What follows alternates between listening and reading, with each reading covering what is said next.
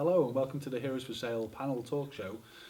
I'm Andy, I'm your host. I'm joined today by the lovely Lucy, Ilan and Aubrey. And we're going to be talking about all the hot topics this week. And Lucy's going to open us up, aren't you? Because there's a big talking point that's been raging for a couple of weeks. Yeah, it's been going on for quite a while. And it's Batgirl variant cover issue 41, which most people in the comic book world know about it now. But there was a variant cover coming out by Raphael Albuquerque. Probably wrong. Yeah, I know.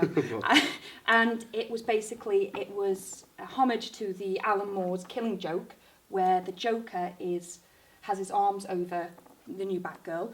And a lot of people were very unhappy about that because they seemed to reference a lot of violence, maybe possible rape, and there was a trigger to a very offended audience. Yeah, but it is always a very dark subject matter. Batman, Killing Joke particularly is a dark comic. So surely, what's your thoughts on it? Is it supposed to trying to be non-biased to it, there was a lot of things to argue that it was more a younger audience that this Batgirl was coming out, so they shouldn't have such a dark cover.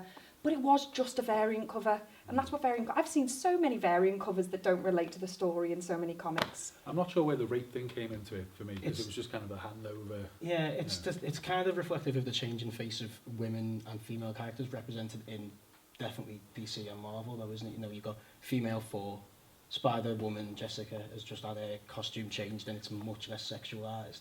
And the new Batgirl comic is aimed at younger audiences, so I think they are a lot more sensitive, whether that is reflective of what the stories actually are or what the audience actually want. I think they are trying to distance themselves. Yeah, and I think it's always been a kind of an anti-female thing, comics, for a while, hasn't it?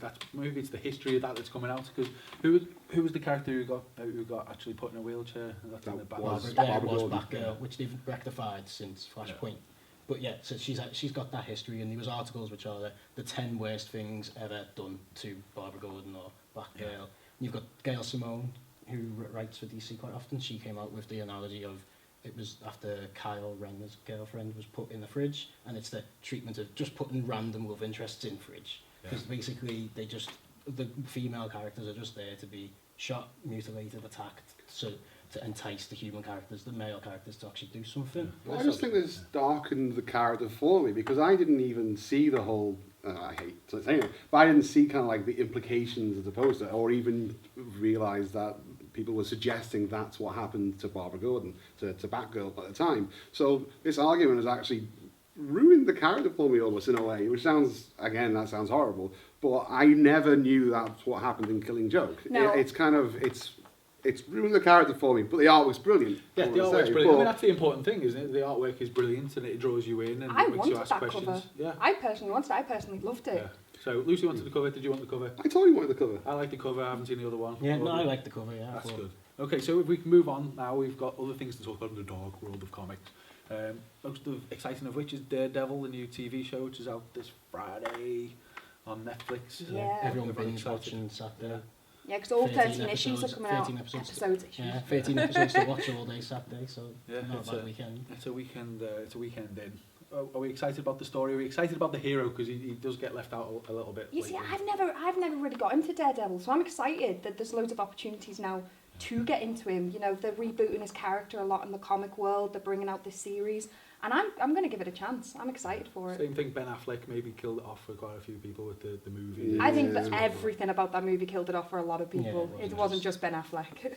I think it's really good. It's really interesting because it's not just Daredevil, is it? This is the first one, but there's Luke Cage, a Jessica Jones alias, and I think it's an Iron Fist, and then they all join up and do a Defenders. Yeah. So there's 4 years potentially worth of Marvel's street level, violent, slightly older audience orientated. They're taking on, because it's on Netflix, they're taking on Breaking Bad and Better Call Saul and that type of show, and they look to have gone, Daredevil's the easiest one to do that with from the Marvel world. You know, you look at the Miller run and you look at the Bendis run.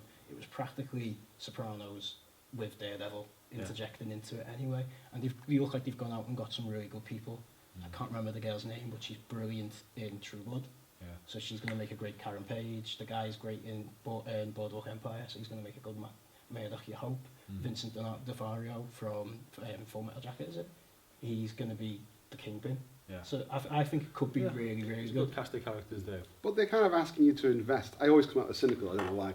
But they're asking you to invest in this series and this character. And with things like Arrow and Flash, you kind of hope that they do something with it. I mean, obviously with the Marvel movies, you kind of, you know that there's going to be something following on from it. And that if you stick with it from the beginning all the way to the end, there's something brilliant that's going to come of it.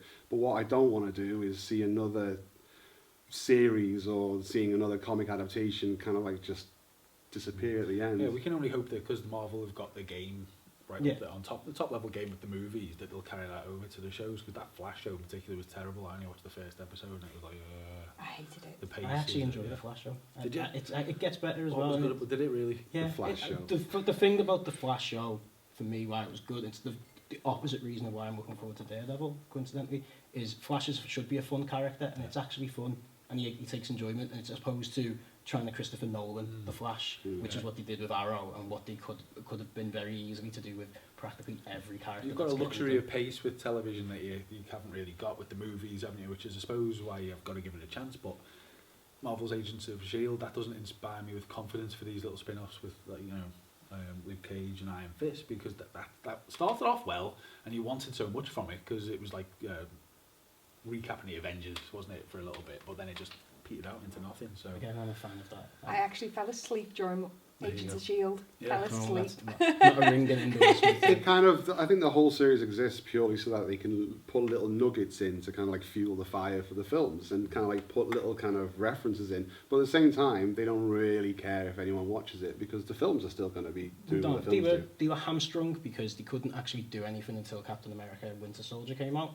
and did the big reveal that Hydra's always been inside S.H.I.E.L.D. So the first 12 episodes are basically treading water.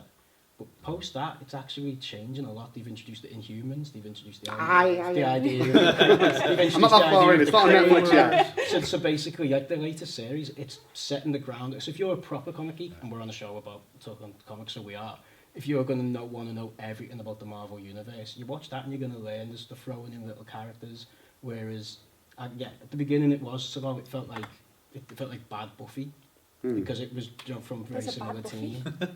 me. Well, Buffy, obviously Buffy being the benchmark, but this felt like not as good as Buffy, or just it was treading water. But anyway, I think you've been quite harsh on the latter Agents of S.H.I.E.L.D. as well. I'll have to give it another watch. You can be the cynic and I'll be the positive guy. Yeah, well, we'll have to give him to a rage. Okay, well, that was all very nice and good. Please tune in again next time and we'll talk about more talking points. Thanks for watching Heroes for Sale. Did you like it? Let us know. Comment below. Subscribe if you loved it, because we'll be doing this every week and you can keep watching our lovely faces talk about more comic and geeky things. Bye.